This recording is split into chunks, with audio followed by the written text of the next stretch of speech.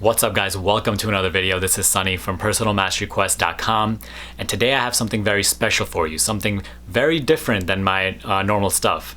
A couple of you had requested in the comment section below in past videos that I do an interview type video with someone where we just really talk about self-betterment, spirituality, and reality transurfing. So that's exactly what I have for you today. I got together with my boy Quasi, who makes videos here on YouTube about self-betterment, reality transurfing, spirituality, and we really just got together, had an awesome talk. We talked about our personal journeys. You get a little sneak peek into our personal lives, how we are growing through our journey, and just certain challenges along the way that you should avoid, certain things that you need to overcome, and just a bunch of different topics.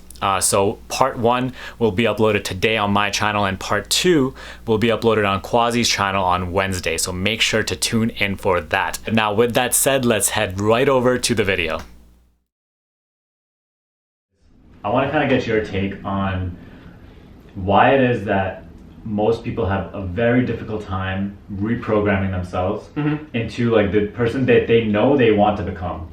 Everybody knows the things they want to do, the things they need to do to get there, but they just feel stuck and they have a very difficult time making that change. So what do you think is a couple of biggest factors that prohibits them from making that change? So becoming the person that you want to become. Yeah. I think the biggest thing for people, and the biggest thing that's blocking people from becoming the person they want to be, is they don't have like a clear image of who they want to be. Like, how can you become something that you don't even know if you're not even clear about your vision? Do you know what I mean? Yeah. And the second biggest factor is, I've seen this a lot in person as well. People are so there is like in science there is like this activation energy kind of thing, but it's like once you get into a certain momentum, you need a big activation energy to switch into another momentum. Sure. So we get so stuck into our old ways and our habits and so into our comfort zone that sometimes when like literally something crazy happens, like something just a little bit different out of our daily routines happens, like say you go to a 9 to 5 and then you see like one day you take the same subway every single day, and then one day you see like some woman actually interacts with you, like someone who's just like putting their headphones on, going to work every morning, coming back, watching TV, having dinner, going to bed, and then repeating this cycle over and over again. But then one day he's on the subway, he has his headphones on, some woman actually interacts with him. It's going to be so out of his reality because he's not used to seeing that. He might not even perceive it. It's actually crazy. And if it even like almost happens, a lot of people, anything that doesn't fit into their regular day-to-day routine, they're just not even open to it. So you do something to like distract yourself. Yeah, just get out of it. It's crazy. That's why traveling is such a big thing. Yeah, exactly. Like experiencing new life. Yeah. Like what I wanted to actually talk about today was the purpose of life, because we get a lot of questions about what the purpose of life is. And I've been thinking about this a lot. And recently I've figured out that from Sadhguru, like watching a lot of Sadhguru videos, he says the purpose of life is to live life, to experience more and more of life. So if you don't live life, if you're just trying to do something else, you're trying to be happy, you're trying to make money, everything, all of those is like a sideways, like a slant to actually living life. The main thing is you're living life. Whatever makes your experience of life richer is basically pro-life. Which is funny because I had this thought the other day where a lot of people do ask us this, and so the thought was, us human beings, we are put on this earth, right? Like we don't know why we're here, we don't know anything, but we are coming into this world with so many established systems already, so many like full civilization, all these institutions, all these governments, countries, and that's what shapes our consciousness at the time, right? So throughout your life, you pick up all this programming, you pick up the way that you're supposed to act, the way that you're supposed to live life, that you need to have a job, that you need to do something in this like life, right? There's a structure already laid out for you. But now compare that to an animal, right? They just come into this life and all they have to do is just survive, just live life, just be. Survive, yeah, that's a goal, because survival allows you to live life. Yeah. So it's like they have their own programming. Yeah, for sure. So they're limited in their own way, but I'm thinking like they still just do what they want, because that's essentially what life is, just feeling compelled to do something and just doing it, right? Right. But we limit ourselves because we have so many things like, oh, we have to make money, Mhm. we have to get a job, or we have to go to a university or something like that. So we end up doing the things that we are obligated to do based on a certain programming that we received, Yeah. rather than actually just doing what we want.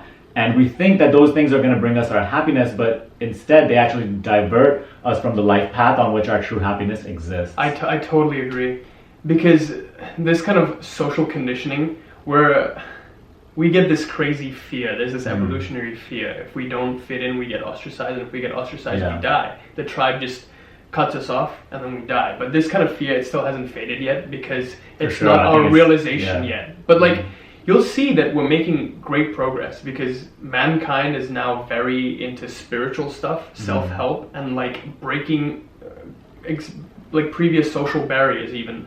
Like, we're doing stuff that we would have never done years before. The number of spiritual channels you see, the number of people into meditation, the collective consciousness of mankind. You've read David R. Hawkins' stuff. He says recently it just went up to the critical point of 200. So like it's at 207 now. And that's because self-help is so huge. And I always say this, self-help is truly the first step to beginning that spiritual journey for a lot of people. It certainly was for me.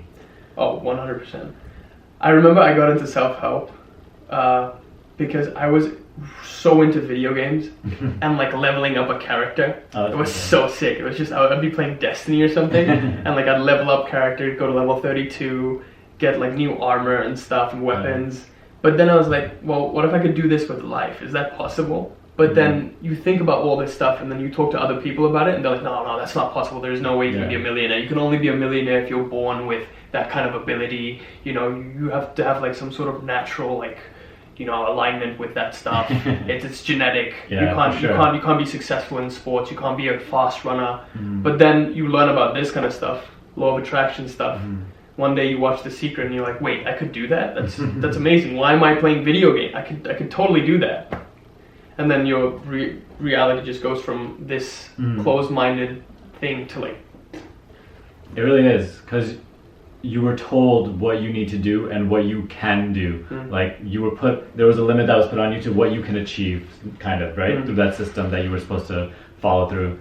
But then what happened was also social media. This is one of the biggest benefits that social media provided us. It showed us the lives of certain people who didn't comply with that system, who didn't comply with those limits. And so now you started seeing people that were living the freest lives, that were just working less and achieving more, or just truly living their best lives, right? Just doing what they want, which is essentially living life, as so you said earlier. I want to ask you, what was your tipping point for starting all this stuff, for starting self-help, starting meditation, spiritual practice, like getting on the spiritual journey? Mine was a very gradual process, and it began, it's so cliche, but I really picked up the book Think and Grow Rich. It just came into my life. Didn't even have the physical copy. I literally read it on my phone. And as I was reading that book, it, you know, because I always knew that, you impact your destiny and you can, you know, do, like, to a lesser degree, but I believed in that. But as I was reading this book, he broke it down in such a way, it's like, okay, you have the power to change your life. You have the power to actually control the circumstances rather than having the circumstances control you. This is like Napoleon Hill, right? Napoleon Hill. And I say it's cliche because that's how a lot of people begin the self-help journey. Think and Grow Rich is the biggest self-help book out there. And so that gave me a sense of empowerment where I'm like, okay, all this time, it made me realize that I have been at the effect of my circumstances rather than being the cause of the circumstances. And if I have the power to change them, then whatever I'm doing that is not doing that, you know, not changing those circumstances, all the other things where I'm just kind of reacting and, you know, just wasting time. That is essentially a waste of time then I'm just kind of shooting myself in the foot and I'm not living my best life. So that just began the journey. Eventually I got into a lot of Abraham Hicks, law of attraction. I started meditating, which was such a struggle in the beginning. And a lot of my clients currently and a lot of people in my YouTube comments always ask me like, and always don't take meditation seriously. And they always ask like, how do you make meditation a habit, blah, blah, blah. It's truly something that you will struggle with before. We're just not used to constantly, you know, like sitting in one spot for 15 minutes or so. Literally just sitting quietly. Or even just sitting still. Because just even while you're watching this video, you're probably going to move so many times. Yeah. And that's your mind being reflected in your body. Your body always follows your mind. And if your mind is always constantly going around all these places, your body's always going to be fidgety. But once you realize that through meditation, when you just start stilling your body, you start stilling your mind, you naturally come to this space where, okay, now you have the power to choose the things that you want to do rather than always being compulsively reacting. Oh, I have to do this, I have to do that. But Right. so there's no will in just reaction. There's only will in choice, which you make only if you are in a still, calm mental space. A non-reactive space. Yeah. Yeah. For me, I never really found the benefits of meditation even within the first year, I would say. Like, it took me a year to discover what the benefits I was getting was. It was nuts. I was meditating for a year, around 20 minutes every single day. 20 minutes. 20 minutes. So you started with 20 minutes? Yeah. Wow, I started with like 10 minutes, and like next day I was like, you know what? I'm just gonna force myself to do 15 minutes. I'm just gonna force it. So then I did 15 minutes for like the next 2 weeks, and I was like, you know what? 20 minutes. That's it. 20 minutes. I'm just gonna meditate. And in the beginning, you really do have to kind of force yourself. Yeah. Because especially like when you just start, as you start, like in the first minute of meditation, your mind's gonna constantly be like, oh, I have to do this, I have to do this, I have to do this. And it's gonna be like giving you good reasons to get up and stop I should meditating. move my foot here. I should move my foot there. I should. Or like things that you this. remember, like, oh, an idea that you should write down, or like, oh, I have to do the laundry or something. I don't know. So it's going to try to make you get up. It really shows you how you become a slave to your mind. Exactly. Yeah. Because you're being so reactive to whatever you're thinking at the moment and your impulses. It just teaches you to calm those down. And really, what I realized after like a year of so of meditation was I was getting all these benefits. Don't get me wrong, but it was so gradual. Like you said, it was so slow. You never really notice it until you start meditating. Yeah. You stop meditating and you're like, oh my god, where is that stillness within me? I can't find it anymore. I'm just everywhere. Like, I'm looking at my phone, I can't control myself. Like, an hour has passed and I'm like, I'm still on my phone. I can't like, you know? But then I realized, well, so once you stop doing something like that, then you go back to your old ways and you're just like, well, this was the benefit I was getting. Exactly. That's definitely You kind of have true. to stop what you're doing. Like, Those ups and downs that you have on your journey, the downs are so necessary because they end up becoming the way to make your next peak higher than it was before. And the downs, you realize, like, oh, the stuff that I was doing before, those are the effects, or those are the results that I was getting from them, but I just wasn't consciously aware of them at the time. So same with meditation for me too. In the beginning, right, I wasn't feeling any benefit. But like there was still something in me. I was like, okay, let's just keep doing it. Yeah. But let's just keep it because Exactly what happened. it's your spirit. It's truly your spirit. You understand that like when you're meditating, subconsciously you understand that you're coming back and like it is something that is benefiting you, but your mind just doesn't want to believe it. So it's like you don't see the benefits, but just say you stop doing it, or just say you keep doing it for a year or whatever, and then you see like consciously see the progress you made. Or again, in your case, if you stop doing it, then you also notice like, oh, okay, I'm coming back to this state where I was in that state, and those are the results I was getting. So yeah, I had a similar journey with that. And it also, that kind of applies to goal setting and like law of attraction stuff as well. If you look at your life right now compared to a year ago, can you just see the differences, the crazy differences you've made in your life? A year ago where were you was mentally? Where were you a year ago? Versus where are you right now? If you consciously put effort into self-betterment, 1 year of growth and development is like 10 years or even probably more than regular if you're just living life. And so when I look back at myself a year ago, I think I was like a child in terms of awareness, in terms of clarity, vision. I just remember feeling so scared of everything. I was just scared of everything. I was just like, no, I was so uncertain about everything. Like there's no like ease, you know? Now there's like this like lubrication into life. It's just like flowing. Yeah. You know, life is just flowing now. But then now I think about this, but I also think about what it could be like a year from now. Exactly. I know it's gonna be even crazier. I'm gonna look back a year from now and think, wow, that was rough. Like this, I'm feeling this right now. This is rough. Exactly. But a year from now, I'm gonna be like, that's so funny too. That's nuts. And so a lot of people, when they get into self-betterment, spirituality, law of attraction, I always say that like what you have just started is a never-ending process. Yeah. So don't expect to just stop this when you get the desired result, because it will never stop and you will never be satisfied. So if you will never be satisfied, then you could just be satisfied right now. You can make the choice to be satisfied right now and just do it from inspiration rather than desperation.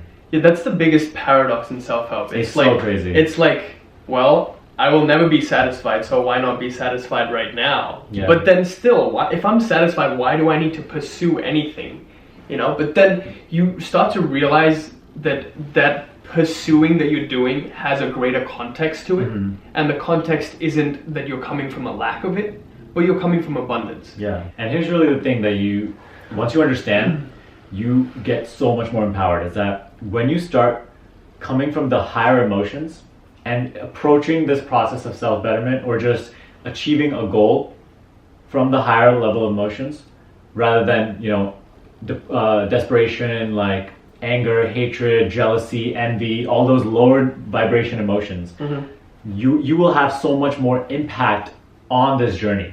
You will have to take less action, but you will get better results because those action coming from that higher level paradigm, higher vibration emotions, have more power to them. They have more power of intention, and they end up getting you better results. So that's really what enlightened people mean when they're like, oh, effortless manifestation. You can't effortlessly manifest if you are coming from lack, if you're coming from the low vibration emotions. In that kind of paradigm, it requires so much more action just to get a small result or manifestation in the external world. But the higher place that you're coming from is just way more powerful. So yeah, no, I totally agree with that. I think first time I ever found out about the law of attraction was reading Eckhart Tolle, and there was a book called Power of Now. Everyone's read it. Great book. But also from the Power of Now, I went into Awaken. What is it? A New Earth. A New Earth. And in A New Earth, there was this one quote that always stuck with me. He said, "You can only manifest what you already have." And I literally wrote that down. I wrote that down. But I never really understood the magnitude of that statement at the time. But then I read more and more works by like David R. Hawkins, by Frederick Dodson too. And now I understand that there are like 3 frames where you can come from, 3 frames of mind. There is the frame of having something, and then there's the frame of doing something, and then there's the frame of being. We think that in order to have something, we must just like desire it and like do something to have it. But then once you read David R. Hawkins' work, you'll see that once you start to focus on becoming that person, and that's basically what the law of attraction is, assuming a certain polarity that attracts the thing that you want. So it's like the law of correspondence, where you assume a certain polarity, like attracts like, and let's say you want to attract money into your life, you become that person that attracts money, and you start to resonate with that reality, and you start to see yourself, what would you do? What would Quasi, who makes a lot of money, do? What would Quasi, who has 16-inch biceps, do? So you become that person, and then the doing just comes out of that source. So there's power and then there's force. Once you start to force something, like you do something so much to the point where you're just you go crazy. You're just like, oh, I need to do this in order to get that. Do this to get that. Do this to get that. Do. Chase. Pursue. And then you just go nuts with it. And you get to a point where you're just like, well, I'm really forcing it right now. But power is really the fundamental basis of the law of attraction, where you just be and the thing just comes to you. Exactly. You don't even have to do anymore. The doing just happens of its own. You change your belief systems. The only doing you have to do is undo all the bullshit society and social conditioning has done for you, and then you start to put in the good stuff is already underneath. Remove the clouds and the sun is free to shine forth. And that's what the having paradigm really is. Most people are living in the doing paradigm, where they're constantly doing. They occupy their entire day with doing. So, but that's still a step up from like having, from like desiring and being depressed about something you don't have. I was there, man. Yeah, it's better to do rather than to not do anything, right? When you're coming from like apathy, when it's like, oh, why does it even matter? Oh, I can't do anything. So doing is definitely a step up from that. Because that is very low, and that's never gonna help you achieve anything.